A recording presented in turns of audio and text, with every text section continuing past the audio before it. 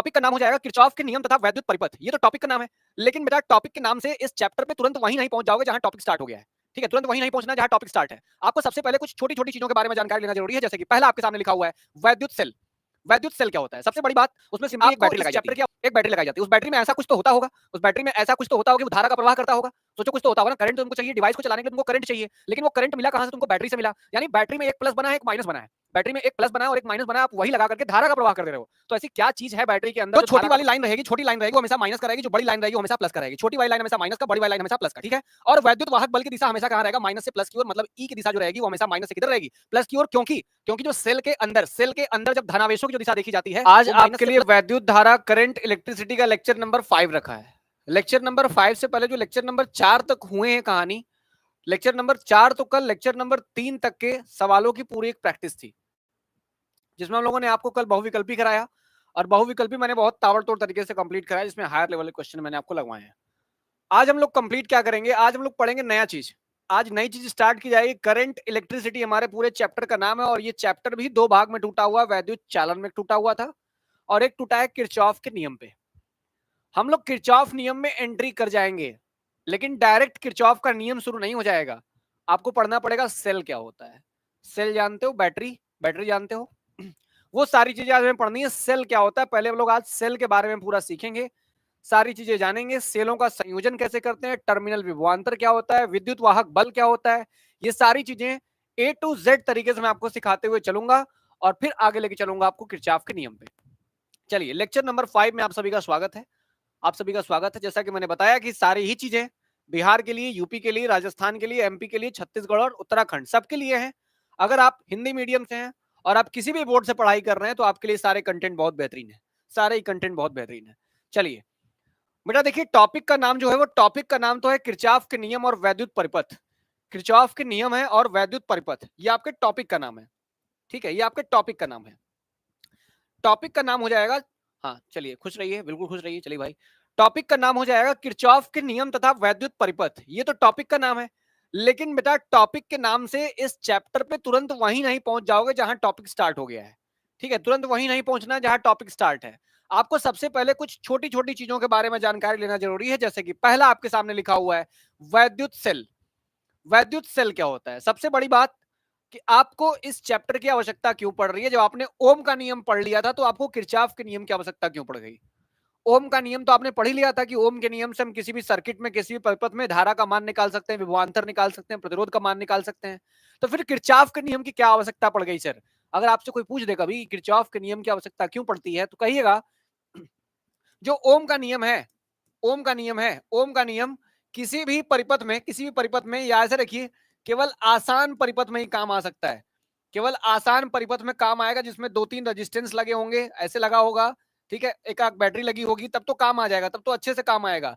लेकिन जब यही परिपथ आपका जटिल हो जाएगा, कॉम्प्लेक्स हो जाएगा, कठिन हो जाएगा या हार्ड हो जाएगा, तब आप ओम का नियम नहीं लगा सकते, तब आपको जरूरत पड़ेगी किरचॉफ के नियम की।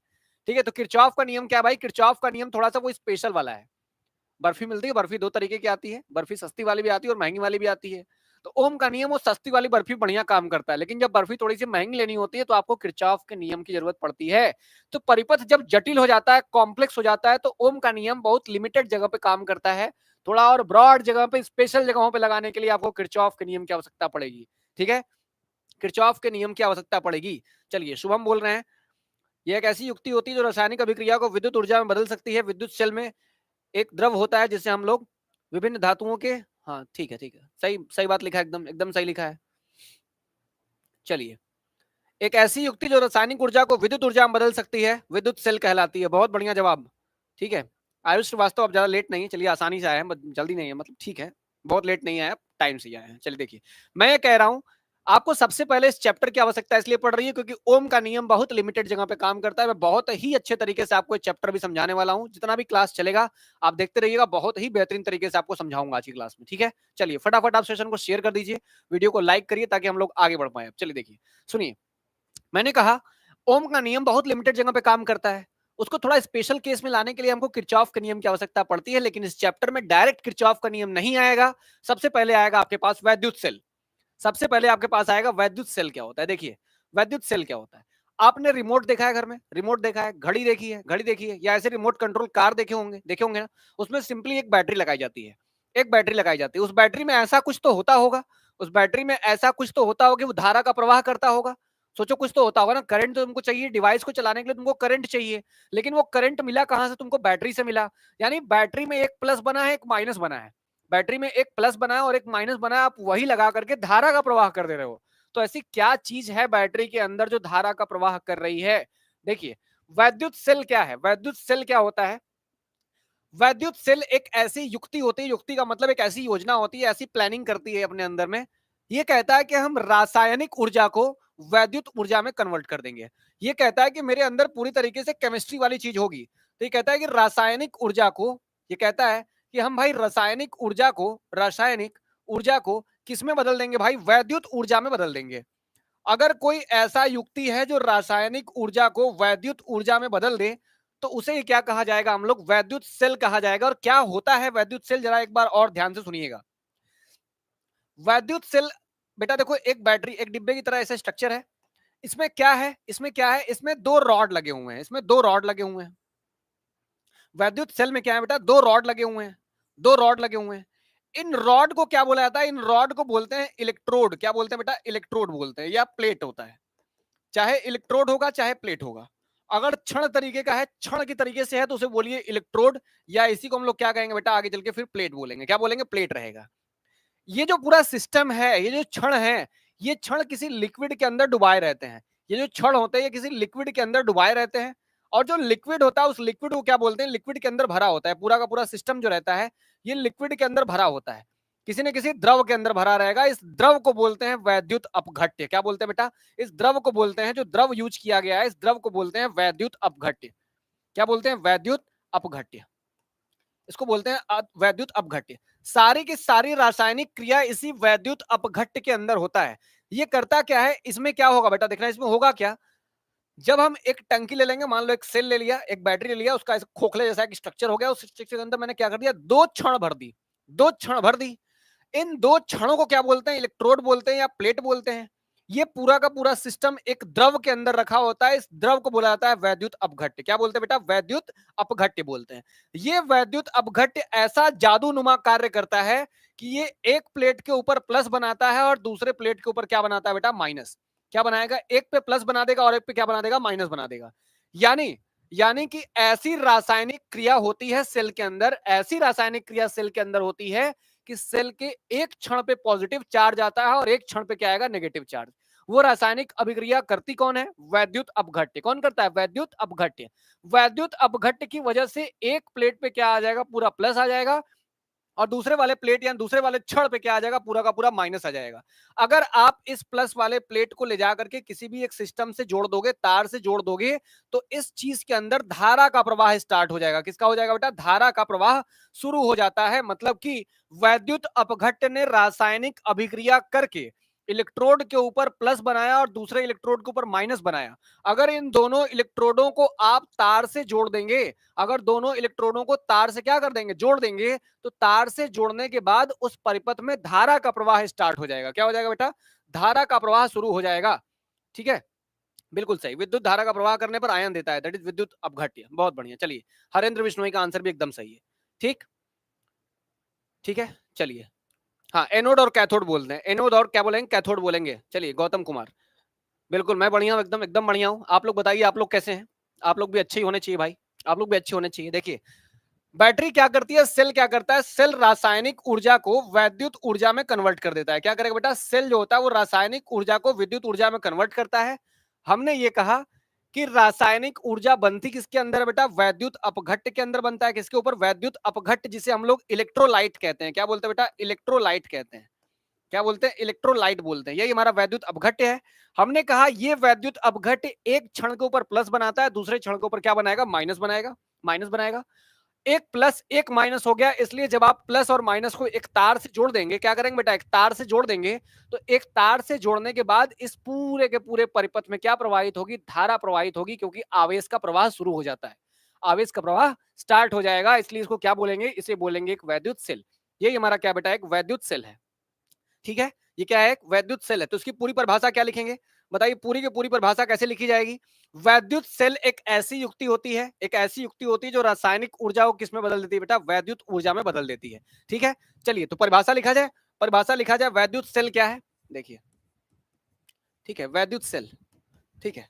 आप लोग भी अपने से परिभाषा भी लिख सकते हो, कोई ऐसा नहीं कि मैं जो परिभाषा बताऊंगा वही हमेशा सही रहेगा, जो मैं बताऊंगा हमेशा वही परिभाषा सही नहीं रहेगा। ठीक है, आप अपने से भी, जरूरी नहीं कि मैं जो बताऊं आप वही छाप के आइए, वही छाप के आइए, आप अपने तरीके से कोई परिभाषा बनाइए।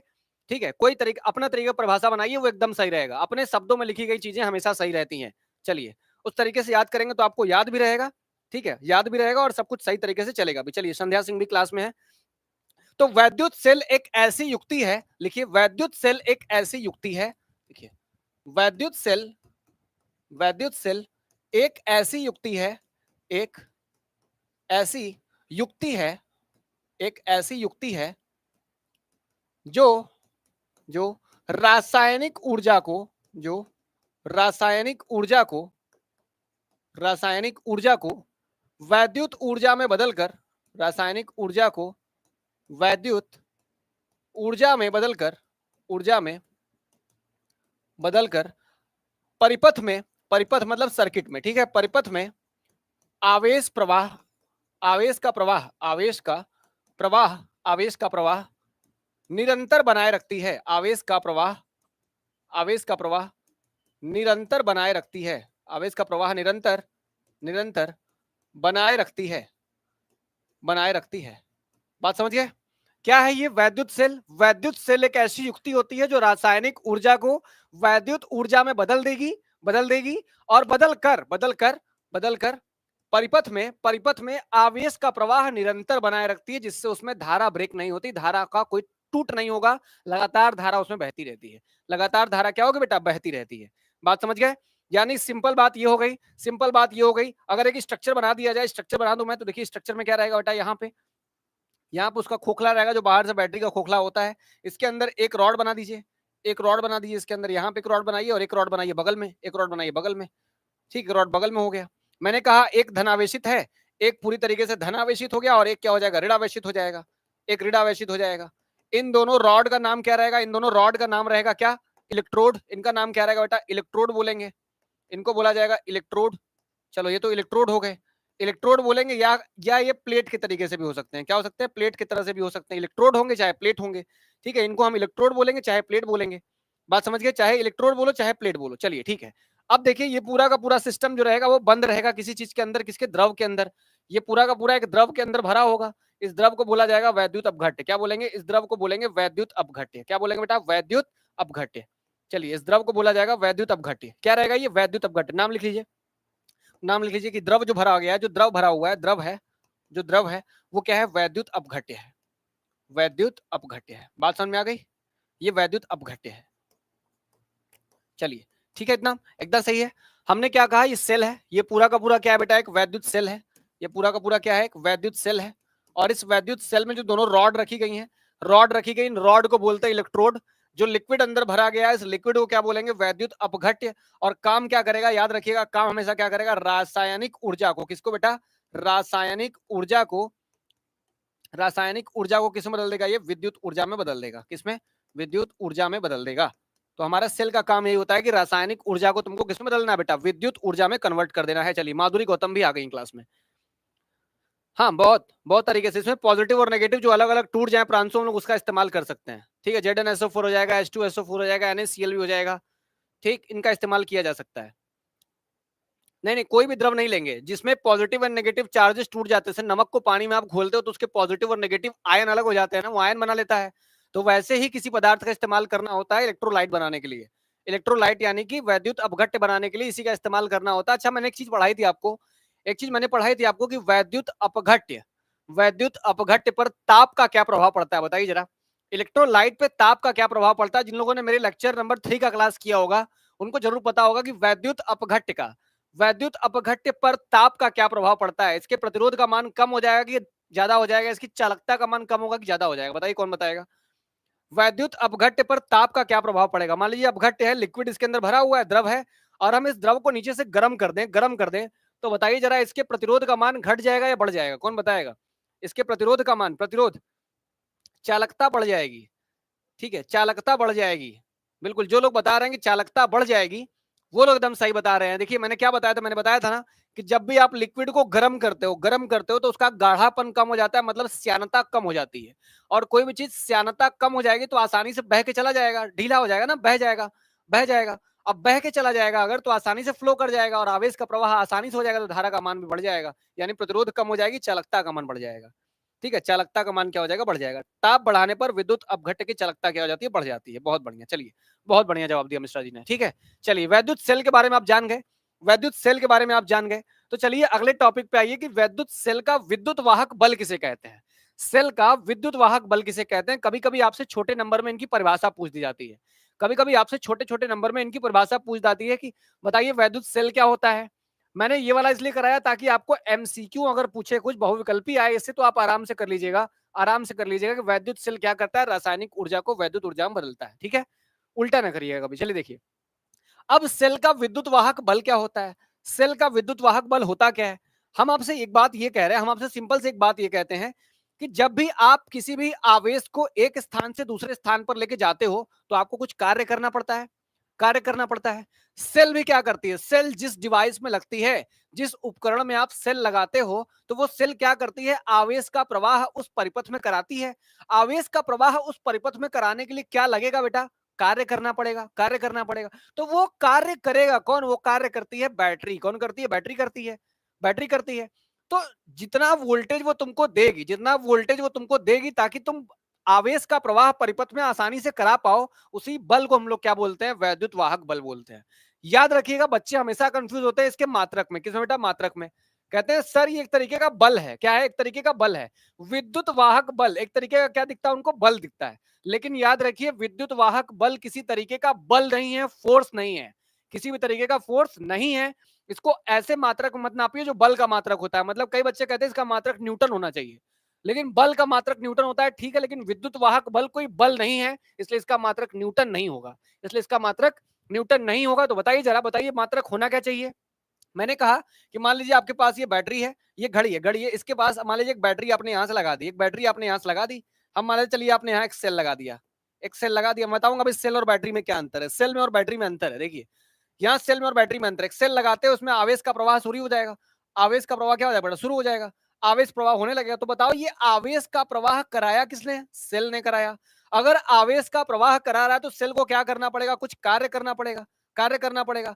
और कार्य करने के लिए कोई ना कोई चीज तो यहां से देनी पड़ेगी ना, तुमको क्या देना पड़ेगा, ऊर्जा देना पड़ेगा।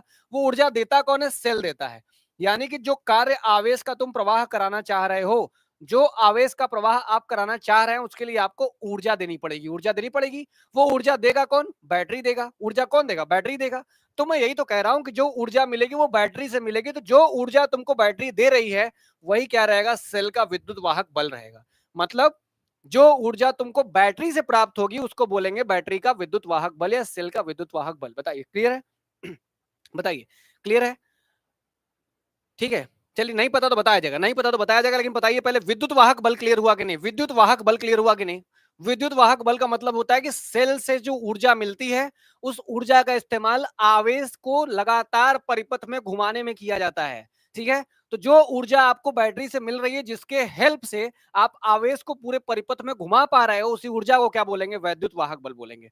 ठीक है, उसी ऊर्जा को क्या बोलेंगे, वैद्युत वाहक बल बोलेंगे। ठीक है, चलिए देखिए लिखी जाए परिभाषा, परिभाषा लिखी जाए तो क्या लिखेंगे, वैद्युत सेल से जो ऊर्जा हमको मिलती है, क्या लिखेंगे बेटा, वैद्युत सेल से, वैद्युत सेल से जो ऊर्जा हमको मिलती है तो उस ऊर्जा से हम आवेश को पूरे परिपथ में क्या करते हैं, घुमाते हैं। ठीक है, लिखिए एकांक आवेश को, लिखिए परिभाषा, एकांक आवेश मतलब कोई भी एक आवेश को, ठीक है, एकांक आवेश को, एकांक आवेश को परिपथ में, परिपथ में ऐसे लिखिए संपूर्ण परिपथ में, संपूर्ण परिपथ में मतलब पूरे परिपथ में, संपूर्ण परिपथ में, परिपथ में, परिपथ में, और ब्रैकेट में लिखिएगा, देखिएगा संपूर्ण परिपथ का मतलब होता है बेटा, देखो यहां कुछ भी तुम लगा लो, कुछ भी लगा लो, और यहां पे लास्ट में बैटरी तो लगाओगे ना, लास्ट में तुम बैटरी तो लगाओगे ही।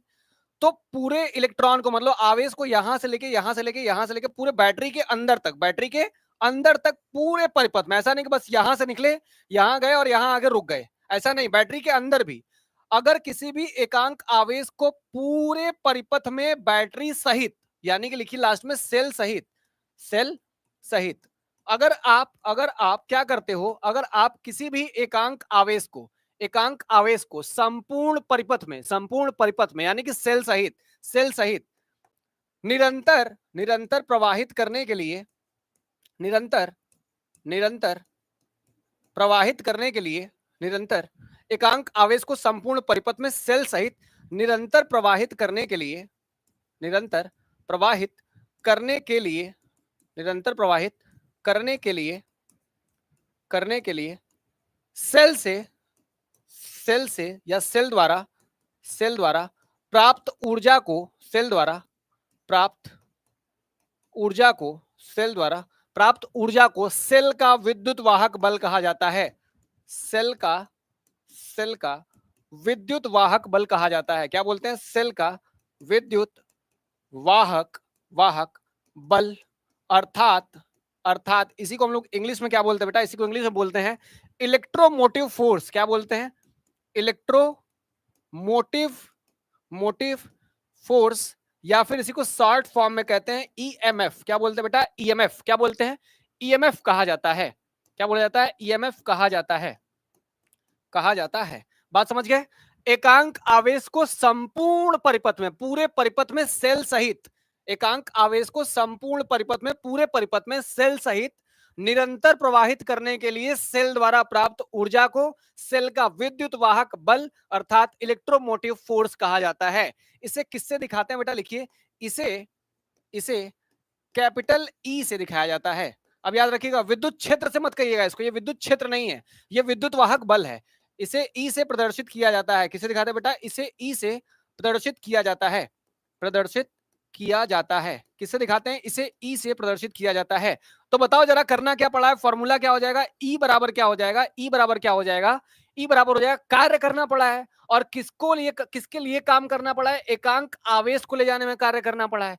तो हम ये कह रहे हैं कि आपको W काम करना पड़ेगा। किसको ले जाने में बेटा? Q को ले जाने में। तो E का फॉर्मूला कितना हो जाएगा? W बटे कितना हो जाएगा? Q हो जाएगा। देखिए, ये E वही है जो V का फॉर्मूला होता था W बटे Q, वही फॉर्मूला E का भी है W बटे क्या? Q। W बटे कितना है? Q है। यानी जो काम तुम्हारी सप्लाई किया करती थी, वोल्टेज किया करता था, वही काम कौन कर रहा है? Electromotive force. यानी कि बैटरी में काम कौन करता है? EMF। और आप कहीं से सप्लाई दोगे तब कौन काम करेगा? वोल्टेज। ठीक है। घर में अगर आप कहीं प्लग बोर्ड से करंट ला रहे हो तो वहां ईएमएफ नहीं है, वहां क्या है? वहां वोल्टेज है, वी काम करेगा वहां पे। और अगर किसी बैटरी वगैरह से काम ले रहे हो तो वहां पे कौन काम कर रहा है? ई काम कर रहा है। मतलब वही रहेंगे दोनों सेम, लेकिन अब याद रखना है कहां सेल काम कर रहा है और कहां घर का करंट काम कर रहा है। ठीक है। तो बताओ ई का मात्रक क्या हो जाएगा? ई का मात्रक की अगर बात करेंगे तो ई का मात्रक क्या रहेगा? ई का मात्रक वही रहेगा जो पहले हुआ करता था। क्या चीज बेटा? वोल्ट। क्या रहेगा? वोल्ट रहेगा। क्या लिखेंगे? वोल्ट लिखेंगे। या फिर बताओ, या फिर W का मात्रक जूल, Q का मात्रक कुलाम, तो हो जाएगा जूल प्रति कुलाम। क्या हो जाएगा? जूल प्रति कितना हो जाएगा? कुलाम हो जाएगा। बताओ सही है? जूल प्रति कितना हो जाएगा? कुलाम हो जाएगा। जूल प्रति कुलाम हो जाएगा। बताओ सही है ना? ठीक है, बताइए सही है। जूल प्रति कुलाम लिखिए, चाहे जूल प्रति कुलाम लिखिए, चाहे आप क्या लिख दीजिए? वोल्ट लिख दीजिए। तो एकांक आवेश को संपूर्ण परिपथ में, पूरा डिफिनेशन पढ़िए फिर से।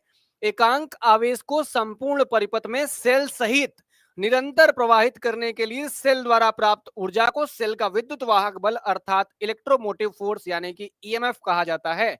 इसे ई से प्रदर्शित किया जाता है और ई बराबर रहता है डब्ल्यू बटे कितना बेटा? क्यू। मात्रक की बात करेंगे तो मात्रक हो गया वोल्ट या जूल प्रति कुलाम। और मिश्रा जी ने कहा कि इसका विमा भी दे दीजिए सर। चलिए, इसका विमा मिल गया हमें। विमा कितना मिल जाएगा? विमा में देखेंगे आप तो 80 होता है, 80 होता है। तो ऊपर लेके जाएंगे तो कितना बन जाएगा? देखिए कितना बन जाएगा। यहां से m आ जाएगा, ml2 t-2 तो इसी का होता है, वर्क का ही होता है। इससे नीचे जाएगा t-3 बन जाएगा, t-3 बन जाएगा। और a का पावर कितना आ जाएगा? माइनस का 1 आ जाएगा। ml2 आ जाएगा, t का पावर -3 आ जाएगा और a का पावर कितना हो जाएगा? 1 हो जाएगा, -1। चलिए, बहुत बढ़िया। जवाब देख के लग रहा है कि आप लोग सही चल रहे हैं। ठीक है, सही चल रहे हैं। बताइए, यहां तक सबको क्लियर है? यहां तक क्लियर, तो मैं आगे चलूं। सेल का विद्युत वाहक बल समझ में आ गया आपको? सेल का विद्युत वाहक बल आपको आ गया। अब मैं आपसे पूछूंगा, बताइए 1 वोल्ट किसे कहते हैं? अब यही मैं आपसे पूछूंगा, बताइए 1 वोल्ट किसे कहा जाता है? विद्युत वाहक बल में, विद्युत वाहक बल के हिसाब से 1 वोल्ट किसे कहा जाएगा? 1 वोल्ट किसे कहा जाएगा? देखिए, 1 वोल्ट की परिभाषा क्या होगी? यदि यदि 1 कुलाम आवेश को, यदि 1 कुलाम आवेश को संपूर्ण परिपथ में, आवेश को संपूर्ण परिपथ में, संपूर्ण परिपथ में यदि एक कूलाम आवेश को संपूर्ण परिपथ में, यदि एक कूलाम आवेश को, यदि एक कूलाम आवेश को संपूर्ण परिपथ में लगातार प्रवाहित करने के लिए, लगातार प्रवाहित करने हेतु, लगातार प्रवाहित करने के लिए, लगातार प्रवाहित करने के लिए बैटरी द्वारा या सेल द्वारा, सेल लिखिए, बैटरी मत लिखिए, सेल द्वारा, सेल द्वारा प्राप्त ऊर्जा, सेल द्वारा लिखिए, सेल द्वारा प्राप्त ऊर्जा, सेल द्वारा प्राप्त ऊर्जा, प्राप्त ऊर्जा यदि 1 जूल हो, यदि 1 जूल हो तो वैद्युत वाहक बल 1 वोल्ट होता है। तो वैद्युत वाहक बल, वैद्युत वाहक बल 1 वोल्ट कहा जाएगा। क्या बोला जाएगा बेटा? 1 वोल्ट। क्या बोला जाएगा? 1 वोल्ट कहा जाता है। 1 वोल्ट कहा जाता है। बताइए सही है? यानी अगर आपको 1 वोल्ट चाहिए, 1 वोल्ट चाहिए तो क्या करना पड़ेगा? 1 जूल बटे क्या करना होगा बेटा? 1 कूलाम करना होगा। अगर आपको परिभाषा ना आए तो ऐसे लिख के आइएगा, 1 जूल और 1 कूलाम के अनुपात को क्या बोलते हैं? 1 वोल्ट बोलते हैं। क्या बोलेंगे? 1 वोल्ट बोलेंगे। चलिए, 1 जूल 1 कूलाम तो ई का मान भी 1 वोल्ट हो जाएगा। चलिए, बहुत बढ़िया, बहुत बढ़िया। चलिए, बहुत बढ़िया माधुरी गौतम, बहुत अच्छा करते हो आप, क्लास से ही नोट्स बनाते हो। बहुत अच्छी बात है ये कि आप क्लास से ही नोट्स बना रहे हो, क्लास से ही नोट्स बना रहे हैं, बहुत अच्छी बात है। ठीक है, ये बहुत अच्छी बात है कि आप क्लास से ही पढ़ पढ़ के नोट्स बना रहे हो, बहुत बढ़िया कर रहे हैं आप। देखिए, 1 वोल्ट की परिभाषा मैंने आपको लिख के दिखा दी है, 1 वोल्ट की परिभाषा मैंने आपको लिख के यहाँ पे दिखा दी है। ठीक है, अगर आपसे पूछे, जरा देखिए कुछ और चीजें मैं आपको बता दूं, कुछ और इंपॉर्टेंट चीजें मैं आपको बता दूं। इंपॉर्टेंट क्या है? इंपॉर्टेंट ये है, ई का दिशा, यानी कि वैद्युत वाहक बल की दिशा कैसे होती है, ई की दिशा कैसे होगी। याद रखिए, ई की दिशा हमेशा नेगेटिव से पॉजिटिव की तरफ रहती है। याद रखिएगा, ये ई वैद्युत क्षेत्र नहीं है, ये ई वैद्युत क्षेत्र नहीं, बल्कि ये ई क्या है? वैद्युत वाहक बल है। ये वैद्युत वाहक बल है। हम यहाँ कोई सर्किट बनाते हैं तब दिखाते हैं आपको। देखिए, मान लीजिए यहाँ ऐसे पॉजिटिव हो गया, यहाँ नेगेटिव पॉजिटिव हो जाए और ये नेगेटिव हो जाए। ठीक, और मैंने यहाँ से लेकर के यहाँ इसका एक आर, इसका एक अपना आर भी होता है, बताऊंगा अभी आंतरिक प्रतिरोध क्या होता है। और यहाँ एक आर मैंने बाहर लगाया हुआ सर्किट में। ठीक है, जो छोटी लाइन रहेगी, जो छोटी लाइन रहेगी वो हमेशा माइनस का साइन रहेगा, वो माइनस रहेगा, और जो बड़ी लाइन रहेगी वो क्या रहेगी? प्लस रहेगी। सेल में यही होता है, सेल में होगा जो छोटी वाली लाइन रहेगी। ठीक है, भूमि शर्मा बहुत बढ़िया, आप भी बढ़िया करते हो। ठीक है, चलिए चलिए, आयुष भी बहुत अच्छा काम कर रहा है। ठीक, हमेशा जी सही आंसर दे रहा है एकदम। जो छोटी वाली लाइन रहेगी, छोटी लाइन रहेगी वो हमेशा माइनस का रहेगी, जो बड़ी लाइन रहेगी वो हमेशा प्लस का रहेगी। छोटी वाली लाइन हमेशा माइनस का, बड़ी वाली लाइन हमेशा प्लस का। ठीक है, और वैद्युत वाहक बल की दिशा हमेशा कहां रहेगा? माइनस से प्लस की ओर। मतलब ई की दिशा जो रहेगी वो हमेशा माइनस से किधर रहेगी?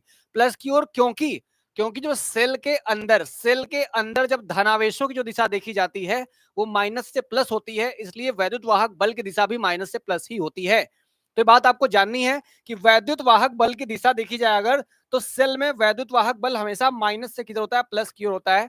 इसका किधर होगा बेटा? माइनस से किधर हो जाएगा? प्लस की ओर हो जाएगा, माइनस से प्लस की ओर हो जाएगा। तो 1 वोल्ट की परिभाषा मैंने आपको लिख के दिखा दी। यदि 1 कूलाम आवेश को संपूर्ण परिपथ में लगातार प्रवाहित करने के लिए सेल द्वारा प्राप्त ऊर्जा यदि 1 जूल हो तो वैद्युत वाहक बल 1 वोल्ट कहा जाता है। मैंने आपको परिभाषा भी दिखा दी, दिशा भी बता दी है, मात्रक भी बता दिया, सब कुछ बता दिया है। अब बताइए, आपको वैद्युत वाहक बल में कोई दिक्कत है? बताइए, बताइए। इकरा हुसैन पूछ रहे हैं, is it for Assam board? देखिए इकरा हुसैन, अगर असम बोर्ड में एनसीईआरटी पूरी फॉलो हो रही है, आप ये बताइए क्या आपके सिलेबस में या स्कूल में पूरी तरीके से एनसीईआरटी फॉलो हो रही है? अगर एनसीईआरटी पूरी तरीके से फॉलो हो रही है तो बिल्कुल ही ये चैनल आपके लिए है, जिसमें आप पूरी तरीके से पढ़ाई कर सकते हो। सारे सब्जेक्ट आपके पढ़ाए जाएंगे, सारे सब्जेक्ट पढ़ाए जाएंगे। चलिए चलिए, ठीक है, यहाँ तक कोई दिक्कत तो नहीं होगी। विद्युत वाहक बल में किसी को कोई दिक्कत नहीं है। अगर दिक्कत आएगी तो आप 1-2 बार फिर से देखोगे, आपको चीजें पूरी समझ में आएंगी, पूरी समझ में आएंगी, कोई दिक्कत नहीं होने वाली है, कोई दिक्कत नहीं होने वाली। चलिए देखिए, अब आगे आपके नाम आता है, ये कई बार एग्जाम में छोटे मार्क्स में पूछा हुआ है, ये कई बार एग्जाम में छोटे मार्क्स में पूछा हुआ है, छोटे मार्क्स में कई बार पूछा हुआ है कि बताइए टर्मिनल विभवांतर क्या होता है? टर्मिनल विभवांतर क्या होता है? ये बात आपसे कई बार एग्जाम में पूछी गई है। ठीक है, देखिए मैं ये कह रहा हूं कि मान लीजिए हमारे पास एक रेजिस्टेंस यहां हो गया, एक प्रतिरोध यहां हो गया और एक प्रतिरोध यहां पे हो गया, और यहां से हम कहीं बैटरी से या मान लीजिए सेल से, मान लीजिए अभी अभी सेल, अभी बैटरी की बात ही नहीं करते, अभी सेल है। ठीक है, सेल की बात करते हैं। ये रहा प्लस, ये रहा माइनस, किधर होगा? माइनस से प्लस की ओर दिशा होगी, माइनस से किधर होगी? प्लस की ओर होगी। और धारा का प्रवाह इधर होगा, धारा का प्रवाह ऐसे होता चला जाएगा, आई इधर चला जाएगा। ये हो गया आपका R1, ये हो गया आपका R2 और ये हो गया आपका R3। मतलब आपने तीन प्रतिरोध जोड़ दिए। ठीक है, आपने तीन प्रतिरोध। ठीक है, शुभम गुप्ता बोल रहे हैं किसी बिंदु से एक सिरे से दूसरे सिरे तक ले जाने में आवेश को टर्मिनल विभवांतर कहते हैं। चलिए, अच्छा ठीक है, ठीक है। देखिए अभी कैसे बताता हूं मैं इसको। आप देखिए, मैं कह रहा हूं कि मान लीजिए आपके सर्किट में तीन प्रतिरोध जुड़े हुए हैं, एक बिंदु यहां से यहां तक, फिर यहां से यहां तक और एक लास्ट में यहां से यहां तक। ठीक है, तो हम क्या बोल रहे हैं आपसे, यहां से मिलेगा आपको वैद्युत वाहक बल। बैटरी है, सेल है, तो आपको क्या मिल जाएगा, यहां से वैद्युत वाहक बल मिल जाएगा। इस वैद्युत वाहक बल की वजह से होगा क्या, जो आवेश होंगे वो आवेश भागना शुरू करेंगे, और धारा का प्रवाह सर्किट में हो जाएगा। तो आवेश को यहां वाले बिंदु से यहां वाले बिंदु में ले जाने में कुछ काम करना पड़ेगा कि नहीं करना पड़ेगा, करना पड़ेगा। अगर हम आवेश को फिर इस बिंदु से इस बिंदु तक लेके जाएंगे तब भी कुछ काम करना पड़ेगा, और अगर इस बिंदु से लेके इस बिंदु तक जाएंगे तब भी कुछ ना कुछ काम तो करना ही पड़ेगा, करना पड़ेगा। दो बिंदुओं के मध्य आवेश को ले जाने में जो काम करना पड़ता है उसे हम लोग क्या बोलते हैं बेटा, उसे बोलेंगे टर्मिनल विभवांतर। मतलब दो बिंदुओं के मध्य विभवांतर को, दो बिंदुओं के बीच में विभवांतर अगर निकालना हो तो उसे बोला जाता है टर्मिनल विभवांतर। क्या बोलते हैं, टर्मिनल। और पूरे के पूरे परिपथ में अगर निकालना हो तो वो वैद्युत वाहक बल होता है। बात समझ में आई। वैद्युत वाहक बल क्या है, वैद्युत वाहक बल हमें क्या करता है, सेल से ऊर्जा मिलती है, उस ऊर्जा का इस्तेमाल हम किसी भी आवेश को पूरे परिपथ में घुमाने में करते हैं। लेकिन अगर किन्हीं दो बिंदुओं के बीच में घुमाना होगा तो जो ऊर्जा लगेगी उसे बोला जाएगा टर्मिनल विभवांतर। टर्मिनल का मतलब ये होता है दो बिंदुओं के बीच, बिंदु को हम लोग टर्मिनल पॉइंट बोलते हैं। क्या बोलते हैं, टर्मिनल पॉइंट बिंदु को बोलते हैं। तो दो बिंदुओं के बीच में अगर आपको आवेश को लेके जाना है तो कुछ काम करना पड़ेगा, वो काम करने के लिए जो ऊर्जा लगती है उसे बोलते हैं टर्मिनल विभवांतर। बात समझ में आई। जैसे देखिए, हमने कहा कि यहां से यहां तक काम करना पड़ेगा W1, यहां से यहां तक काम करना पड़ेगा W2, और यहां से यहां तक काम करना पड़ेगा W3। करना पड़ेगा। अगर मैं कहता हूं परिभाषा लिखूं तो दो बिंदुओं के किसी परिपथ में लिखिए, किसी परिपथ में पूरी परिभाषा सही लिखिएगा। किसी परिपथ में दो बिंदुओं के मध्य दो बिंदुओं के मध्य दो बिंदुओं के मध्य मध्य आवेश को ले जाने में, आवेश को आवेश के प्रवाह में आवेश के प्रवाह हेतु वे ऊर्जा को, ऐसे बोलें, किसी परिपथ में दो बिंदुओं के मध्य विभवांतर लिखा जाए, दो बिंदुओं के मध्य विभव को क्या बोलते हैं बेटा, टर्मिनल विभवांतर बोलते हैं। क्या बोलते हैं, टर्मिनल विभवांतर कहा जाता है। क्या बोलते हैं, टर्मिनल विभवांतर कहा जाता है। दो बिंदुओं के बीच का विभव अगर निकाला जाएगा तो क्या बोला जाएगा, उसे टर्मिनल विभवांतर कहा जाता है। देखिए, यदि मैं आपसे टोटल की बात करूं, यदि कैपिटल ई बराबर अगर पूछूं आपसे तो बोलेंगे आप W बटे क्यों होता है सर। देखिए, आपने बताया था अभी सर W बटे क्यों होता है, आपने पूरा बताया था कि E बराबर कितना होता है, W बटे क्यों होता है। ये W बेटा हमारा कुल कार्य है, ये कुल कार्य है।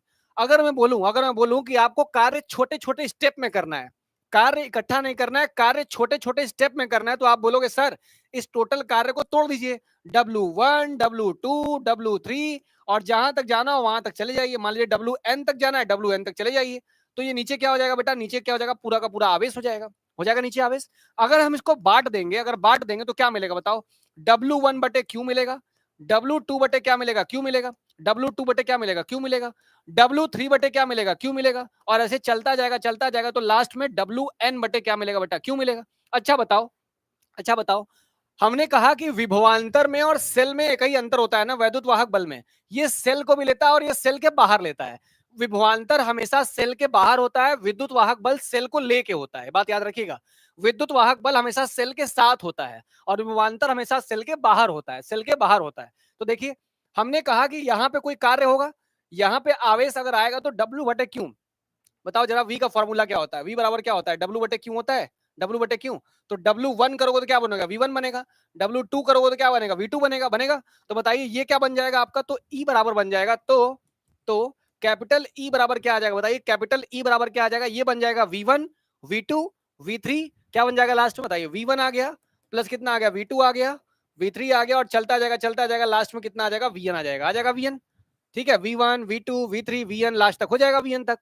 तो बताइए हुआ क्या है, जो हमारा कुल विद्युत वाहक बल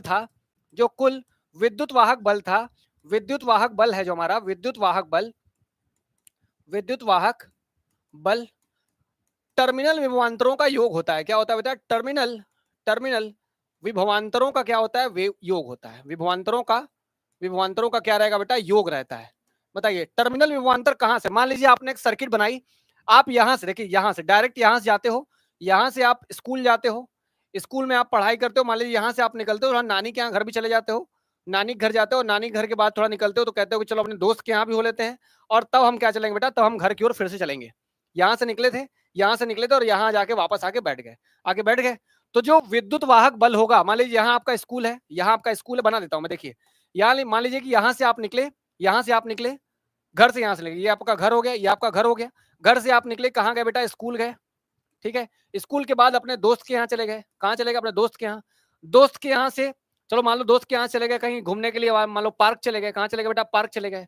ठीक है, पार्क चले गए, और लेकिन मार पड़ेगी घर जाके, इतना घूमोगे तो मार पड़ेगी। देखो स्कूल गए, यहाँ से निकले, स्कूल गए, स्कूल के साथ चले गए अपने दोस्त के यहाँ, दोस्त के यहाँ चले गए पार्क में खेले कूदे, खेलने कूदने के बाद चले गए चाय वाय पीने के लिए। कहाँ चले गए? चाय पीने के लिए। ठीक है, चाय पीने के बाद चलिए अच्छा कह देते हैं कि चलिए क्रिकेट खेलने चले गए। कहाँ चले गए बेटा? क्रिकेट खेलने चले गए। और तब तुम लास्ट में जब सब हो गया तो शाम को अपने घर पहुंचे 6 बजे। ठीक है, ये 6 बजे सुबह का निकले हुए स्कूल से, 6 बजे निकले हो, और क्या मार पड़ने वाली है आज, क्या गजब मार पड़ने वाली है। मतलब 6 बजे तुम घर से निकलते हो और शाम को 6 बजे पहुंच रहे हो। वैद्युत वाहक बल घर में बैठे हुए मम्मी पापा लोग हैं। ठीक है, वैद्युत वाहक बल घर में बैठे हुए मम्मी पापा लोग हैं। ये बोलेंगे कि पूरे के पूरे परिपथ में तुम कहां गए, कहां से आए, हमको सब चाहिए, सब खबर चाहिए। ठीक है, पूरा का पूरा घूम के आ गया। देखो यहां से यहां तक पूरा का पूरा घूम के यहां से यहां तक आ गया। हमने ये कहा जो विभव होता है, टर्मिनल होता है, टर्मिनल कहेगा भाई स्कूल गए, स्कूल से दोस्त के यहाँ गए, कितना कुछ किए, यहाँ होगा। दोस्त के यहाँ से पार्क तक गए, यहाँ क्या हुआ, यहाँ देखेंगे। यहाँ से यहाँ दो बिंदुओं के बीच में, जब तक दो लोगों के बीच में देखते रहोगे तब तक वो क्या रहेगा बेटा? टर्मिनल रहेगा। क्या रहेगा? टर्मिनल रहेगा। और अगर इकट्ठा देखोगे, अगर इकट्ठा की बात करोगे, पूरा का पूरा बात करोगे, तो वो क्या रहेगा? वैद्युत वाहक बल रहेगा। तो दो बिंदुओं के बीच में आवेश को ले जाने में जो कार्य करना पड़ता है उसमें खत्म होती है ऊर्जा। क्या खत्म होती है? ऊर्जा। तो दो बिंदुओं के बीच का अगर विभव निकालना होगा, तो उसे बोला जाएगा टर्मिनल विभवांतर, और पूरा निकालना होगा तो वो होगा वैद्युत वाहक बल। ठीक है, चलिए ठीक है, बात समझ में आ गई? सबको समझ में आई बात? ये कि विद्युत वाहक बल जो होता है वो टर्मिनल विभवांतरों का योग होता है। ठीक है, टर्मिनल विभवांतरों का योग होता है, मतलब स्कूल से दोस्त, दोस्त से पार्क, पार्क से चाय, चाय से क्रिकेट, क्रिकेट के बाद अपने घर पहुंचेंगे, सबको जोड़ेंगे तो वैद्युत वाहक बल के बराबर ही आएगा। ठीक है, वैद्युत वाहक बल के बराबर आएगा। चलिए, आपको टर्मिनल विभवांतर समझ में आ गया होगा। टर्मिनल विभवांतर समझ में आ गया तो हम लोग आगे चलते हैं। देखिए सेल का आंतरिक प्रतिरोध क्या होता है? सेल का आंतरिक प्रतिरोध क्या होता है, बात समझिएगा।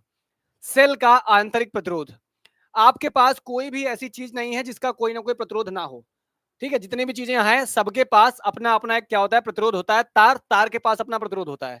ठीक है, तार होता है, तार के पास अपना क्या होता है बेटा? प्रतिरोध होता है। जो उसकी लंबाई बढ़ा दी जाए तो प्रतिरोध का मान बढ़ जाता है, लंबाई बढ़ाने से प्रतिरोध का मान बढ़ता है, और अगर एरिया का मान घटा दिया है तब भी प्रतिरोध का मान क्या हो जाएगा?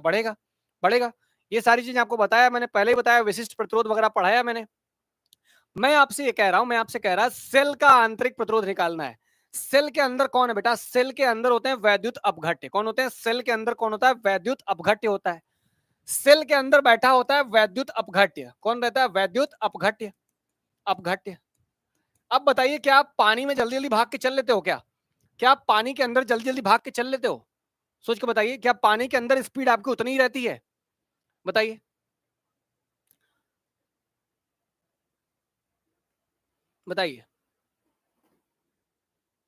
जल्दी बताइए, क्या पानी के अंदर स्पीड उतनी ही रहती है?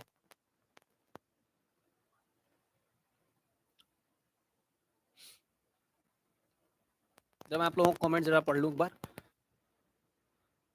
इकरा, you are not from Uttar Pradesh. Okay, Iqra आप बस इतना बताइए क्या चीजें एनसीईआरटी की फॉलो होती हैं? अगर एनसीईआरटी की फॉलो होती होंगी तो बस सही रहेगा। ठीक है, देखिए भाई आयुष, कैसे पानी के अंदर बहुत तेज भाग लोगे यार? पानी के अंदर बहुत तेज कैसे भाग सकते हो? नॉर्मल स्पीड और पानी की स्पीड में अंतर नहीं है क्या? नॉर्मल स्पीड में और पानी की स्पीड में अंतर है ना भाई। पानी में कहाँ तेज भाग पाओगे? पानी में भागो तो रुक जाओगे, स्पीड घट जाती है। पानी तुमको अपोज करता है, सामने से धक्का मारता है। सामने से धक्का मारता है पानी ना, कहाँ चल पाते हो उतनी तेजी से, भाग ही नहीं पाते हो। क्यों? क्योंकि पानी ऑफर करता है रेजिस्टेंस, प्रतिरोध ऑफर करता है, तुमको चलने नहीं, भागने नहीं देगा जल्दी, तो अब धक्का लगाएगा। जिधर भागो उधर उल्टे साइड में धक्का लगाएगा, तुम रुक जाओगे वहीं पे ना। ऐसे भागोगे तो ऐसा लगेगा कि हाँ उधर से कोई फोर्स लग रहा है और भाग नहीं पाओगे, भाग नहीं पाओगे। ठीक है, तो हम ये कह रहे हैं कि पानी का क्या लगता है बेटा, प्रतिरोध लगता है, मतलब श्यानता, विस्कोसिटी, इसी को कहते हैं, इसी को विस्कोसिटी कहते हैं, ड्रैग। ठीक है, कम भाग पाओगे, हाँ भाग नहीं पाओगे ना, भाग नहीं पाओगे ना। जब भागोगे स्पीड तुम्हारी कम हो जाएगी, स्पीड कम हो जाएगी, पानी के अंदर उतना तेज कहाँ दौड़ पाता है आदमी, नहीं दौड़ पाएगा। तो बताओ, देखो अपघट्ट क्या है, वैद्युत अपघट्ट भी तो एक तरीके का क्या बेटा, द्रव है, क्या एक तरीके का द्रव है। तो इस द्रव के अंदर आवेशों का जो प्रवाह होता है वो रुकता है। जैसे तार क्या करता है बेटा, तार क्या करता है, तार का जो प्रतिरोध होता है, तार का जो प्रतिरोध रहता है वो किसका विरोध करता है। प्रतिरोध का मतलब क्या होता है, प्रतिरोध का मतलब होता है धारा के मार्ग में रुकावट, धारा के मार्ग में रुकावट। प्रतिरोध का मतलब होता है धारा के मार्ग में रुकावट। प्रतिरोध का मतलब होता है धारा के मार्ग में क्या होना चाहिए बेटा, रुकावट होना चाहिए। तो जिस प्रकार से तार धारा के मार्ग में रुकावट पैदा करता है, वैसे ही वैद्युत अपघट्य जो होते हैं वो भी आवेशों के प्रवाह में बाधा डालते हैं। ठीक है, इसीलिए सेल का अपना क्या होता है, एक आंतरिक प्रतिरोध खुद का होता है। अगर आप एक बैटरी लगाओगे, एक परिपथ लगाओ, मान लो यहां आपने प्रतिरोध लगा लिया, यहां लगा लिया, यहां लगा लिया, और इसको किसी लाके सेल से जोड़ दिया, सेल से जोड़ दिया, तो यहां प्रतिरोध है, यहां भी है, यहां भी है। सेल का अपना अंदर का प्रतिरोध भी होगा, क्योंकि सेल के अंदर जो द्रव भरा गया है, वैद्युत अपघट्य है, वो वैद्युत अपघट्य भी आवेशों के प्रवाह में बाधा डालेगा। इसलिए सेल का अपना क्या होता है, एक आंतरिक प्रतिरोध होता है।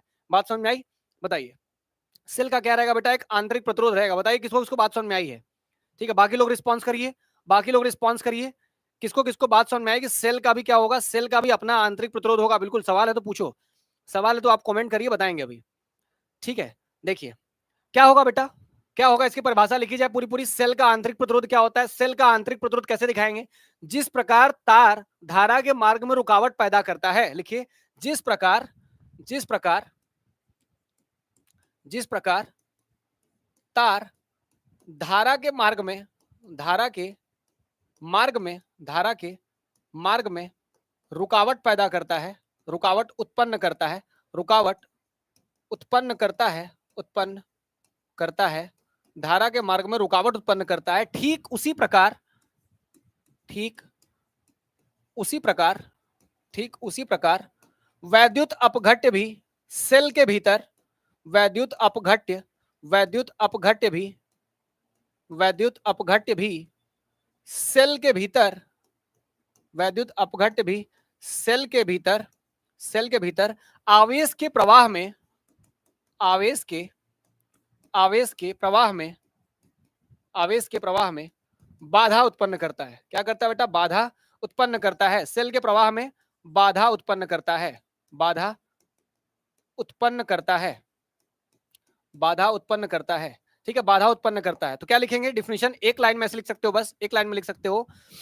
क्या करोगे, सेल का आंतरिक प्रतिरोध लिखिए, वैद्युत अपघट्य द्वारा, वैद्युत अपघट्य द्वारा, अपघट्य द्वारा वैद्युत धारा के मार्ग में, वैद्युत वैद्युत धारा के मार्ग में, वैद्युत धारा के मार्ग में उत्पन्न किए जाने वाले, उत्पन्न किए जाने वाले रुकावट को, उत्पन्न किए जाने वाले रुकावट को, उत्पन्न किए जाने वाले रुकावट को क्या बोलेंगे बेटा, सेल का आंतरिक प्रतिरोध कहा जाता है। सेल का आंतरिक, सेल का क्या बोलते हैं, आंतरिक प्रतिरोध कहा जाता है। सेल का आंतरिक प्रतिरोध, सेल का आंतरिक प्रतिरोध कहा जाता है। क्या समझे आप? हमने कहा कि जब भी आप किसी सेल को लेते हो तो सेल के अंदर क्या होता है बेटा, वैद्युत अपघट्य होता है। ठीक है, सेल के अंदर क्या होता है, वैद्युत अपघट्य होता है। ठीक है, सेल के अंदर क्या होता है, वैद्युत अपघट्य। तो जिस प्रकार तार धारा के मार्ग में रुकावट डालता है, उसी प्रकार वैद्युत अपघट्य जो होते हैं वो भी आवेश प्रवाह में बाधा डालते हैं। जो ये आवेश प्रवाह में बाधा पड़ रही है वो किसकी वजह से है, वैद्युत अपघट्य। तो वैद्युत अपघट्य द्वारा वैद्युत धारा के मार्ग में उत्पन्न किए जाने वाले रुकावट को सेल का आंतरिक प्रतिरोध कहा जाता है। इसे किससे दिखाते हैं बेटा, इसे इसे स्मॉल आर से दिखाएंगे। किससे दिखाएंगे, स्मॉल आर से। किससे, स्मॉल आर से प्रदर्शित किया जाता है, प्रदर्शित किया जाता है।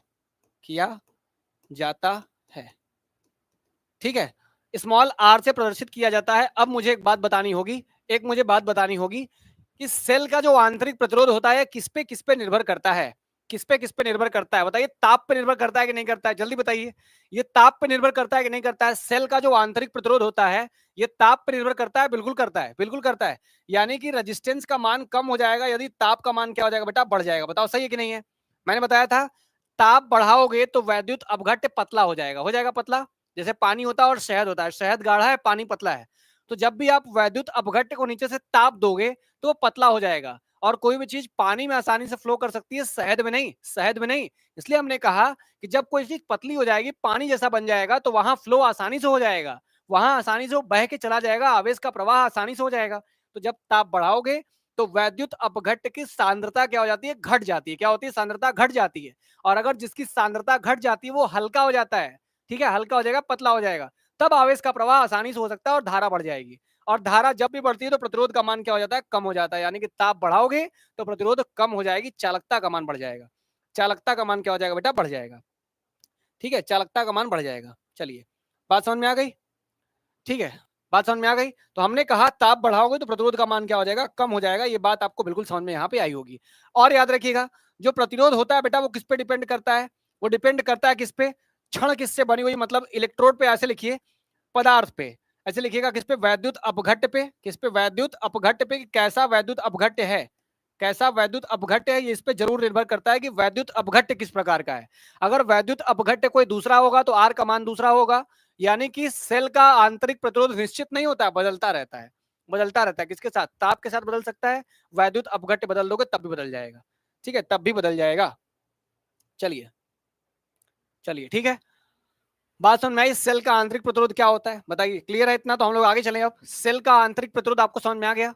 किसी को कोई दिक्कत है सेल के आंतरिक प्रतिरोध में? बताइए। पदार्थ पर भी निर्भर करता है, बिल्कुल सही। जो पदार्थ होगा जिससे वो क्षण बना हुआ है, जिससे ये इलेक्ट्रोड बनाए जाते हैं, देखिए जिससे ये इलेक्ट्रोड बनाए जाते हैं, ये जो इलेक्ट्रोड बनाए गए हैं जिससे बनाए जाएंगे उस पर भी निर्भर करता है। और जो द्रव भरा गया है अंदर उस पर भी निर्भर करता है। अब प्लेट के आकार पर निर्भर नहीं करता है कि कितना बड़ा प्लेट लिया गया, वो नहीं, प्लेट बना किससे है इस पर निर्भर करता है, बस, और कुछ पर नहीं। चलिए, ठीक है, ये समझ आई बात? ये देखिए, ये इंपॉर्टेंट चीज है जिसका यूज अभी आगे होगा। ये इंपॉर्टेंट चीज है जिसका यूज हम लोग आगे करने वाले हैं कि सेल के टर्मिनल विभवांतर मतलब किसमें? वी में। टर्मिनल विभवांतर का मतलब होता है वी, और वैद्युत वाहक बल का मतलब होता है ई। ठीक है, दोनों ही विभवांतर है, दोनों का मात्रक वोल्ट होता है, दोनों का मात्रक वोल्ट होता है, वी का और ई का। लेकिन वी को क्या बोलते हैं बेटा? टर्मिनल। वी को क्या बोलते हैं? टर्मिनल बोलते हैं, मतलब दो बिंदुओं के बीच में। और ई जो होता है वो वैद्युत वाहक बल है संपूर्ण परिपथ में, संपूर्ण परिपथ में। ठीक है, सेल के टर्मिनल विभवांतर, विद्युत वाहक बल तथा आंतरिक प्रतिरोध में क्या संबंध होता है? आंतरिक प्रतिरोध में क्या संबंध है? तो देखिए, मैं एक फिगर बना रहा हूं, पहले एक फिगर बना रहा हूं, इसको आप लोग बनाइएगा कॉपी में, इसको आप लोग कॉपी में जरूर बनाइएगा। ठीक है, कॉपी में बना लीजिएगा इसको। मान लीजिए यहाँ मैंने एक फिगर बना दिया, एक फिगर बना दिया यहाँ मैंने। यहाँ पे मैं एक रेजिस्टेंस लगा देता हूँ और यहाँ एक एमीटर लगा दूंगा और इसको जोड़ दूंगा इस तरीके से। ठीक है, चलो देखो मैं क्या कह रहा हूँ। मैं क्या कह रहा हूँ कि यहाँ हो गया प्लस, ये हो गया माइनस, तो इधर चलेगा ई, इधर चलेगा ई, इधर होगा धारा का प्रवाह, इधर होगा धारा का प्रवाह। ये हो गया स्मॉल आर, ये हो गया कैपिटल आर, ये हो गया वोल्ट मीटर, ये हो गया एमीटर। ठीक है, यहाँ से यहाँ तक धारा का प्रवाह हो रहा है, ये रहा आई। ठीक है, हर जगह आई है, मैंने लिख दिया। क्या लिखा मैंने? देखिए, मैंने कहा कि ये रहा प्लस, ये रही बैटरी हमारी, तो इधर रहेगा प्लस, इधर रहेगा माइनस। वैद्युत वाहक बल की दिशा माइनस से किधर होती है? प्लस होती है। धारा चलती है प्लस से किधर? माइनस की तरफ। बेटा ये स्मॉल आर क्या है? स्मॉल आर क्या है? स्मॉल आर है सेल का आंतरिक प्रतिरोध। क्या बेटा? सेल का आंतरिक प्रतिरोध, मतलब बताया था ना, सेल का आंतरिक प्रतिरोध क्या होता है? स्मॉल आर होता है। क्या होता है? स्मॉल आर होता है। ठीक है, स्मॉल आर रहेगा। चलिए, स्मॉल आर रहेगा। तो मैंने कहा कि ये जब बैटरी लगी हुई है, सेल लगा हुआ है, देखो मैं अभी सेल और बैटरी में तुमको अंतर क्लियर कर देता हूं। सेल में और बैटरी में क्या अंतर है? सेल में और बैटरी में क्या अंतर है, मैं अभी तुमको अंतर क्लियर कर देता हूं। देखिए, सेल बेटा अकेला होता है, सेल ऐसे रहेगा, सेल देखो इस तरीके से रहेगा बस। और जब भी सेल का कॉम्बिनेशन कर दिया जाए, ढेर सारे सेलों को आपस में क्या कर दिया जाए? जोड़ दिया जाए। ढेर सारे सेल को आपस में क्या कर दिया जाए? जोड़ दिया जाए।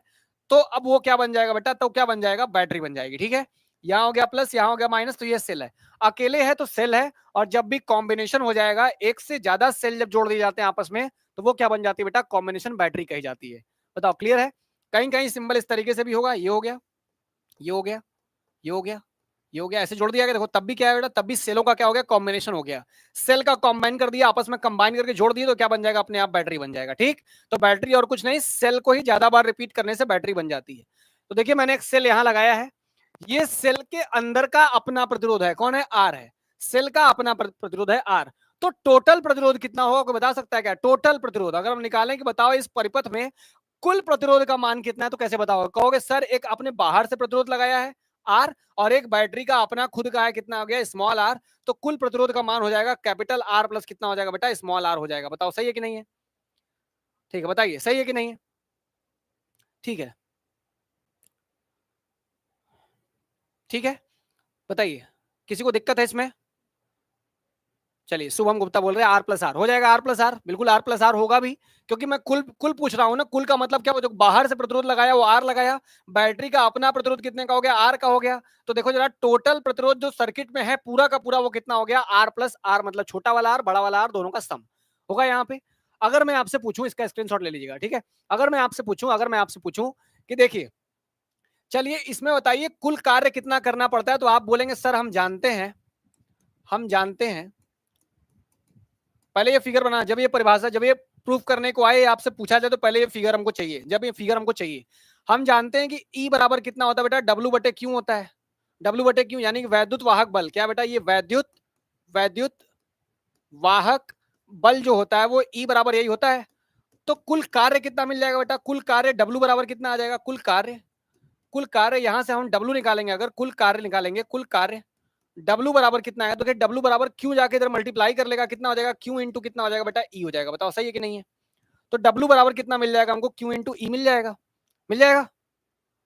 सही है यहाँ तक? बताओ किसको किसको क्लियर हो गया, सही है ना? यहाँ पे Q का मान जानते हो? बताओ यहाँ पे I बराबर कितना होता है बेटा, Q बाई टी होता है। I बराबर कितना होता है, Q बाई टी। तो यहाँ से Q बराबर कितना मिल जाएगा, IT। कितना मिल जाएगा, IT मिल जाएगा। ये आपका दूसरा समीकरण हो गया, Q बराबर IT। अब ये वाला मान उठा करके अगर हम Q के जगह पे यहाँ रख दें तो समीकरण एक से क्या मिल जाएगा, समीकरण एक और दो से, समीकरण एक और दो से अगर आप देखेंगे समीकरण एक और दो से, तो आपको क्या मिलेगा बताइए?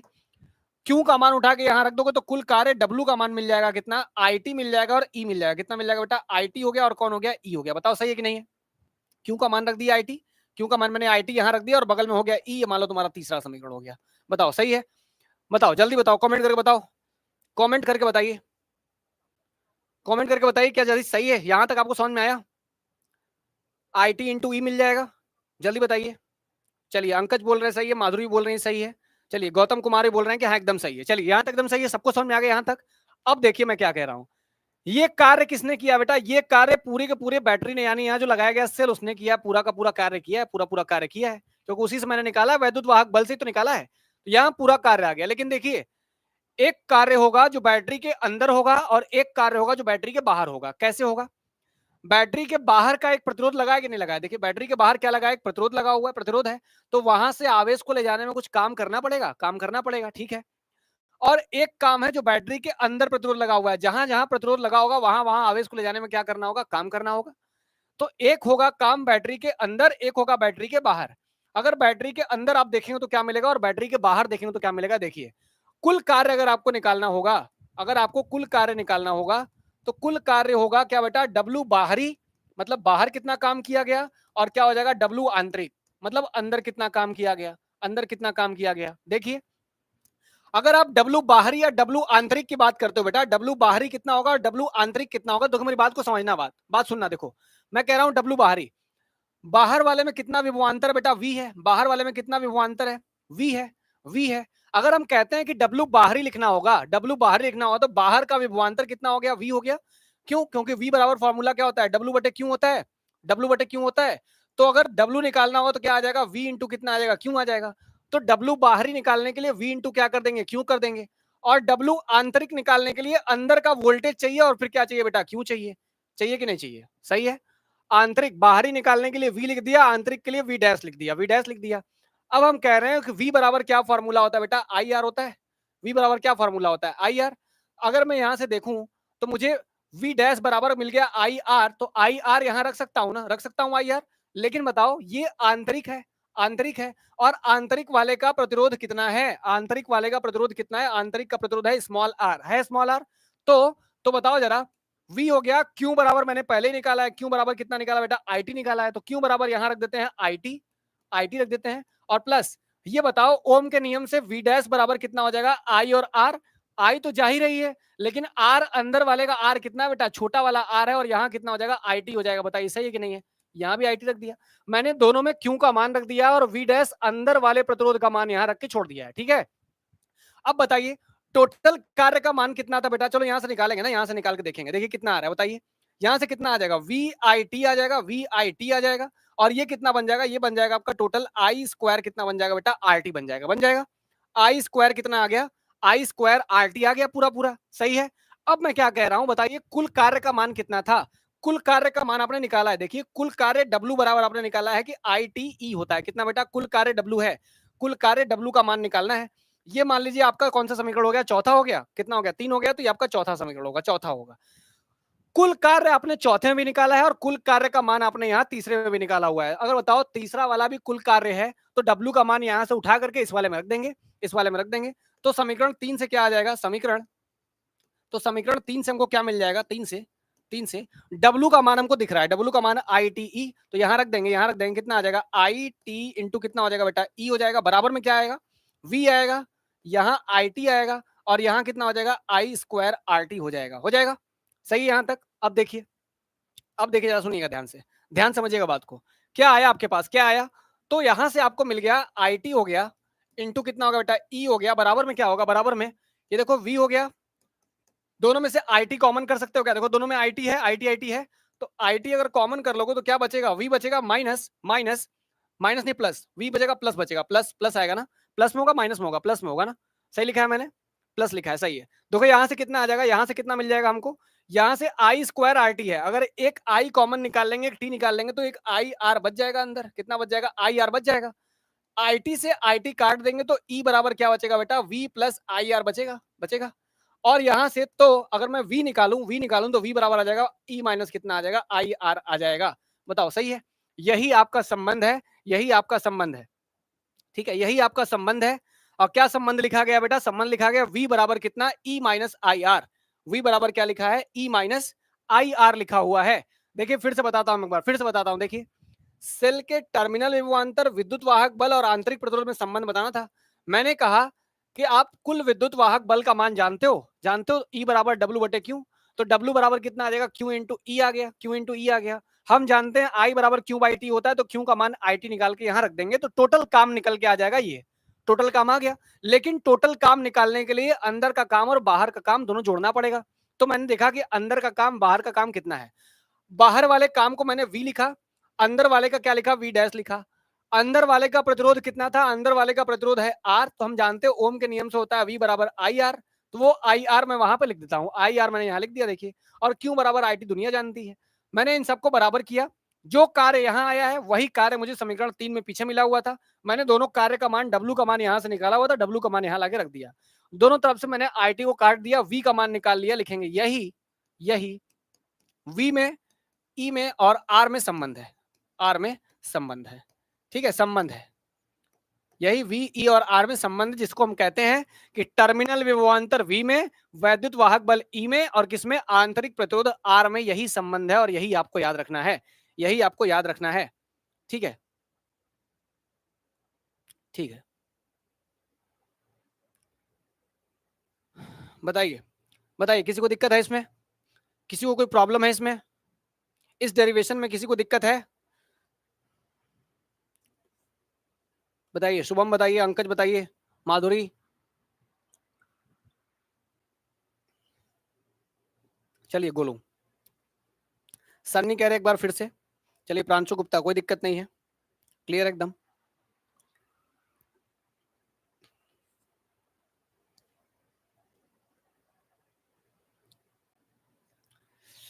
ठीक है। देखो मैंने कहा कि अगर आप टर्मिनल विभवांतर में विद्युत वाहक बल में और आंतरिक प्रतिरोध में संबंध निकालना चाहते हैं तो सबसे पहले आप ये फिगर बनाएंगे, ठीक है, ये फिगर बनाओगे जिसमें क्या लगी बेटा, एक सेल लगा हुआ है, सेल से करंट हमको मिल रहा है, हमारे डिवाइस में लगातार सेल से करंट जा रहा है।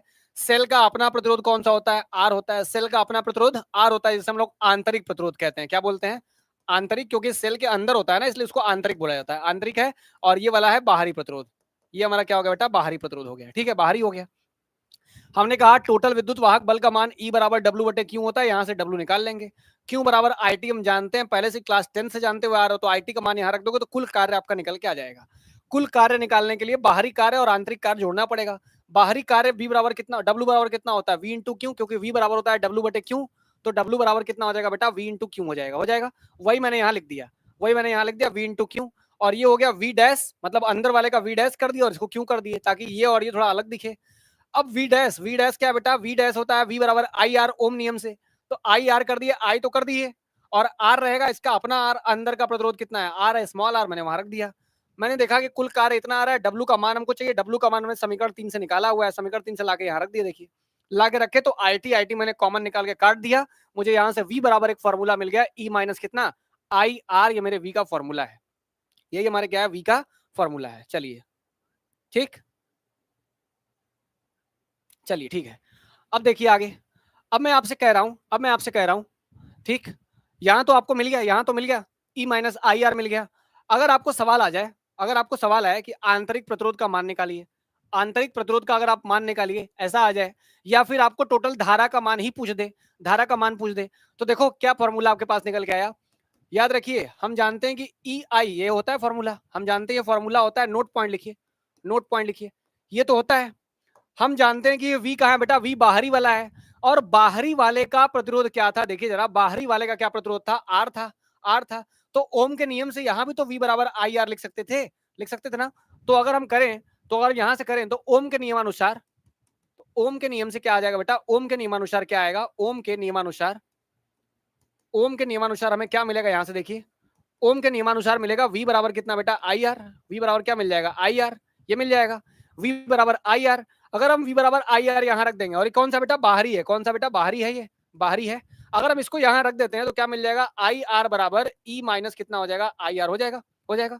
तो आई आर इसको इधर लेके आइए, कितना आ जाएगा, आई आर ये भी आ जाएगा, और इधर कितना हो जाएगा, E हो जाएगा। दोनों में से I कॉमन कर लेंगे, R प्लस R बराबर कितना हो जाएगा बेटा, E हो जाएगा। और यहां से I बराबर क्या मिल जाएगा, E बटे क्या आ जाएगा, टोटल R आ जाएगा, टोटल R आ जाएगा, आ जाएगा। अच्छा बताओ, नीचे बेटा पूरा का पूरा ये क्या है, नीचे का क्या बेटा, कुल प्रतिरोध है, ये क्या है, ये आपका कुल प्रतिरोध है, ये नीचे क्या है, कुल प्रतिरोध। और ऊपर क्या है बेटा, ऊपर आपका वैद्युत वाहक बल है, ऊपर आपका क्या है, वैद्युत वाहक, वैद्युत वाहक क्या है बेटा, बल है। हमने कहा कि ऊपर वैद्युत वाहक बल है, नीचे प्रतिरोध है। अच्छा बताइए, ओम के नियम से क्या जानते हैं, ओम के नियम से V बराबर आई आर जानते हो, तो I बराबर क्या जानते थे, V बटे आर, यहां भी तो आता था, यहां भी तो आता था, वोल्ट आता, और नीचे क्या आता बेटा, प्रतिरोध आता था, नीचे क्या आता, प्रतिरोध। तो धारा निकालने के लिए, धारा निकालने के लिए ये वाला फॉर्मूला हमेशा याद रखा करिए, धारा निकालने के लिए वो वाला फॉर्मूला हमेशा याद होना चाहिए कि V यानी कि ऊपर वोल्टेज नीचे प्रतिरोध। देखो वही तो आया है, ऊपर वोल्टेज नीचे कुल प्रतिरोध, क्योंकि जब अंदर का प्रतिरोध भी पता होगा तो कुल प्रतिरोध निकालने के लिए क्या करोगे, बाहर का प्रतिरोध प्लस अंदर का प्रतिरोध, वही आया, धारा का मान देके निकाल लिए। आपसे सवाल कभी पूछे, अगर सवाल कभी दे, एग्जाम में सवाल आएगा, एग्जाम में सवाल इस चैप्टर से आएगा, या फिक्स है, याद रखिए आएगा ही आएगा। ठीक है, ठीक है, फिगर फिगर समझ में नहीं आया, चलिए बता देते हैं। ठीक है, चलिए देखिए, मैंने कहा यहां से आप आई का मान निकाल लिया, आई बराबर कितना हो गया, ई अपॉन में कितना हो गया, आर प्लस आर हो गया, हो गया। आप आर का मान में निकाल सकते थे, आर का मान में निकाल सकते थे, यहां से देखिए कितना आएगा, यहां से कितना आएगा। अब क्या करोगे, दूसरा वाला देखो, अब क्या करोगे, अगर आपको सवाल में धारा का मान पूछे, अगर आपको सवाल में धारा का मान पूछे और आपको वैद्युत वाहक बल दे दे, बाहर का आर दे दे, अंदर का आर दे दे, वैद्युत वाहक बल पता रहे, अंदर का आर पता रहे, बाहर का आर पता रहे, तो आप धारा का मान निकाल सकते हो कि सर्किट में कितनी धारा जाएगी, कितनी धारा जाएगी। अब देखिए, अब मैं कह रहा हूं कि V बराबर कितना है बेटा, E माइनस कितना है, आई आर है, यही है। तो अगर मैं यहां से आर निकालूं तो इसको आई आर को इधर कर दूं और E माइनस वी को इधर कर दूं, चलेगा, इसको इधर कर दिए। तो आर निकालने के लिए क्या करना होगा, इतना करना पड़ेगा, आई करना पड़ेगा, नीचे क्या करना पड़ेगा बेटा, आई करना पड़ेगा, करना पड़ेगा। अब हम जानते हैं कि आई बराबर ओम के नियम से कितना होता है, V बटे आर होता है। चूंकि हम जानते हैं कि आई बराबर कितना होता है, V बटे आर होता है, तो आई का मान V बटे आर अगर यहां रख देंगे तो E माइनस वी, और आई का मान कितना हो जाएगा, V बटे कितना हो जाएगा, आर हो जाएगा, हो जाएगा आर। इसको उल्टा करेंगे तो कितना हो जाएगा बेटा, आर बटे के नीचे कितना हो जाएगा, V हो जाएगा, और यहाँ कितना आ जाएगा, E माइनस वी। देखो आर निकालने का एक और फॉर्मूला आ गया, आर निकालने का एक और फॉर्मूला आ गया। अगर आपके पास वैद्युत वाहक बल पता हो, टर्मिनल विभवांतर पता हो, और बाहर का एक प्रतिरोध पता हो, तो आर का मान आप इस फॉर्मूले से निकाल सकते हो। ठीक है, इन सभी फॉर्मूले से आप आर का मान निकाल सकते हो। बताइए, ठीक है, सही है ना, एकदम सही किया। मैंने तो आपको सिंपल तरीके से सारी चीजें बता दी कैसे कैसे आप मान निकाल सकते हो। मैंने आपको सारी चीजें समझा दी कि आप किस तरीके से मान निकाल सकते हैं। देखिए चित्र आपको समझना था, देखिए मैं यहाँ बना देता हूँ, यहाँ बनाता हूँ एक बार, देखिए मैं यहाँ बना देता हूँ एक बार। मैंने क्या कहा था, मैंने कहा था कि यहाँ लगा दी एक बैटरी, सेल लगा दिया, सेल का अपना प्रतिरोध होता है उसी के साथ लगा दीजिए, ठीक। और यहाँ से देखिए ये रहा प्लस, ये रहा माइनस, करंट इधर जाएगी इधर जाएगी, यहाँ लगाया। यहाँ मैंने एक बाहर का प्रतिरोध लगा दिया था, बाहर लगा दिया था। दोनों लोगों के बीच में विभवांतर नापना है। विभवांतर नापने के लिए क्या लगाते हैं बेटा, वोल्ट मीटर लगाते हो। क्या लगाते हो, वोल्ट मीटर। और वोल्ट मीटर को हमेशा कैसे लगाते हैं, समांतर क्रम में। 10 में पढ़ा है, क्लास 10 में पढ़ा होगा कि वोल्ट मीटर को हमेशा कैसे लगाया जाता है, समांतर क्रम में लगाया जाता है। तो मैंने वोल्ट मीटर को किस में लगा दिया, समांतर क्रम में लगा दिया, लगा दिया। और अमीटर हमेशा कैसे लगाते हैं बेटा, सीरीज में लगाते हैं, श्रेणी में। इसलिए मैंने अमीटर को सीरीज में लगाया था, बीच में श्रेणी में लगाया था। बताओ अब सही है, अब सही है, ठीक है। बात समझ में आ गई, बात समझ में आ गई। तो यहां तक पहले आप करेंगे। आज आज का लेक्चर यहीं तक रहेगा, आज का लेक्चर यहीं तक रहेगा। अब कल का लेक्चर बहुत इंपॉर्टेंट होगा। कल का लेक्चर फिजिक्स का बहुत इंपॉर्टेंट होगा, क्योंकि कल हमको क्या पढ़ना है, देखिए वैद्युत सेलों का संयोग पढ़ना है। और ये पेपर में गारंटी है कि इससे सवाल बनना ही बनना है। पेपर में गारंटी है कि इससे सवाल बनना ही बनना है पेपर में, ठीक है। तो यहां तक जहां तक मैंने पढ़ा है वहां तक अपनी कॉपी आप कंप्लीट करिएगा। कल हम लोग जब मिलेंगे तो हम लोग पढ़ेंगे समांतर क्रम संयोजन, श्रेणी क्रम संयोजन, पार्श्व क्रम संयोजन और मिश्रित संयोजन। इसमें से पक्का एग्जामिनेशन में आने ही आने हैं, इससे सवाल आएगा या इन्हीं लोगों का डेरिवेशन आएगा। तो जहां तक आपको पढ़ाया गया आज, पहले आप वहां तक लिख के अपनी कॉपी कंप्लीट कर लीजिएगा। अपनी कॉपी आप यहां तक कंप्लीट कर लीजिएगा। यहां तक कॉपी कंप्लीट रहेगी तो आपको कोई दिक्कत नहीं होने वाली है कल की क्लास करने में। कल हम लोग पढ़ेंगे सेलों का संयोजन। क्या पढ़ेंगे बेटा, सेलों का संयोजन। सेलों को श्रेणी क्रम में या समांतर क्रम में कैसे जोड़ा जाता है, ये बात हम लोग आपको अब कल बताएंगे, ठीक है। चलिए चलिए, ठीक है। हाँ बिल्कुल पूछिए, आशु यादव पूछिए, आप क्या बात पूछनी है आपको, क्या बात पूछनी, जरूर पूछिए। हाँ भाई, स्कूल तो ओपन हो रहे हैं, बात तो सही है, स्कूल ओपन हो रहा है। चलिए, क्लास क्लास मैंने सबको बताई हुई है, पहले ही क्लास बता दी है मैंने, सारी क्लासेस का टाइमिंग सबको पता ही है, ठीक है। क्लास का टाइमिंग बता देता हूँ। देखिए यहाँ पे क्या रहता है बेटा, मैथ्स। मैथ्स की क्लास सबसे पहले आपकी जो क्लास होगी वो 3 बजे फिजिक्स की होगी। सबसे पहली क्लास आपकी 3 बजे फिजिक्स की रहती है। शाम 5 बजे, 5 बजे शाम को आपको बेटा केमिस्ट्री क्लास मिलती है, ठीक है, केमिस्ट्री मिलता है। और फिर अब से आपको 7:30 बजे शाम को मैथ्स मिलना शुरू हो जाएगा, ठीक है, मैथ्स मिलना शुरू हो जाएगा, ठीक है। 7:30 बजे आपको मैथ्स मिलना शुरू हो जाएगा। ये तीन चीजों क्लासें भी चल रही हैं, ये 3 चीजों लगातार आपको मिलती रहेंगी। आपने टेलीग्राम पे कोई क्वेश्चन भेजा है गोलू, गोलू नंबर पे क्वेश्चन भेजिए। गोलू अगर आपको क्वेश्चन भेजना है तो आप नंबर भेजिए, व्हाट्सएप से क्वेश्चन भेजिए, व्हाट्सएप से क्वेश्चन भेजिए। 9453 लिखा हुआ है, नंबर लिखा हुआ है 9453। इस नंबर पे आप व्हाट्सएप किया करिए, अपने जो भी डाउट्स हैं इस पे व्हाट्सएप करिए। 9453534567, ठीक। इस पे आप क्वेश्चन भेजिए, इस पे आपको सोल्यूशन दिए जाएंगे। सारे बच्चों को सोल्यूशन मैंने दिए हैं अभी तक। चलिए,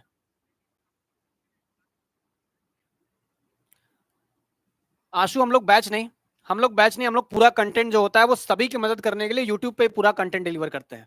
यूट्यूब पे हम लोग फ्री कंटेंट पूरा डिलीवर करते हैं। बोर्ड एग्जाम की ताबड़तोड़ तैयारी की सीरीज जो आती है हमारी यूट्यूब पे ही आती है, बिल्कुल फ्री ऑफ कॉस्ट वाली बैच आती है। इसके लिए हम लोग कोई प्राइस आपसे नहीं लेते हैं, लेकिन हम लोग सारी ही चीजें डिलीवर करते हैं। ऐसा नहीं मतलब कि पैसा नहीं लिया तो पढ़ाऊंगा नहीं, सारी ही चीजें आपको यहीं दी जाती हैं, सारी चीजें यहीं दी जाती हैं। बस एक चीज फीस आपकी होती है, बस एक फीस आपकी होती है कि आपसे हम बस यही डिमांड करते हैं कि ज्यादा से ज्यादा आप वीडियोस को शेयर कीजिए, शेयर कीजिए अपने दोस्तों के साथ।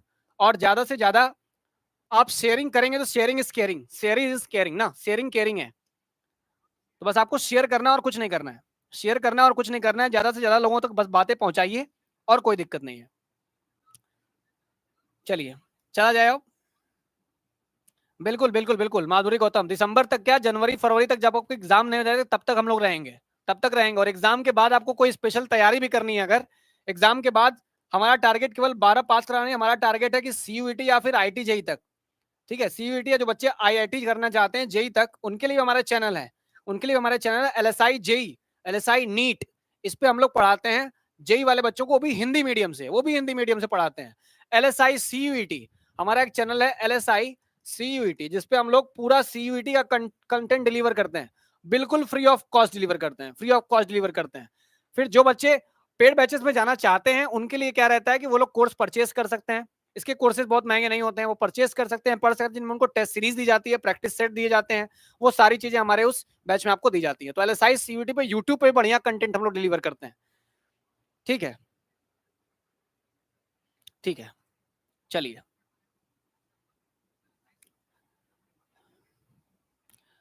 हम लोगों ने अभी तक देखो आयुष, उस पे टेस्ट सीरीज वगैरह जो रहती है उनके पेड बैचेस रहते हैं, ठीक है। उस पे जो टेस्ट सीरीज रहती है, जब मॉक टेस्ट वगैरह आपको देना है, टेस्ट सीरीज देनी है, तो वो आप हमारे ऐप से जाके परचेस करते हो, उसकी बहुत लो प्राइस रखी जाती है। वो सारी चीजें दिसंबर या जनवरी के टाइम पे रिवील की जाती हैं।